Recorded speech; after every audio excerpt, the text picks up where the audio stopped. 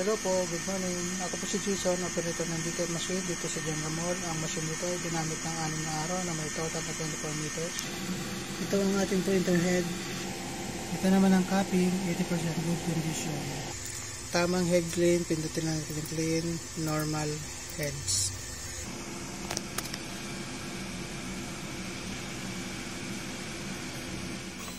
Rubber wiper, punasan natin lagi pagkatapos natin mag-head clean. Yan, itang puting basahan. Ito naman ang result ng nozzle check. Yung system natin ay tama lang. Waste tank dinispose kahapon. ABR na may 20 volts. Ground wire. Andito naman yung mga in-use supply natin. Unused ink, tsaka cleaning solution. Unused powder. Dito naman sa baba yung unused film. Nakagamit tayo ng isang powder. Isang kuyi cleaning solution. Ito naman ang records ng daily output. Weekly checklist maintenance, monthly maintenance checklist record. Yun lang po, salamat.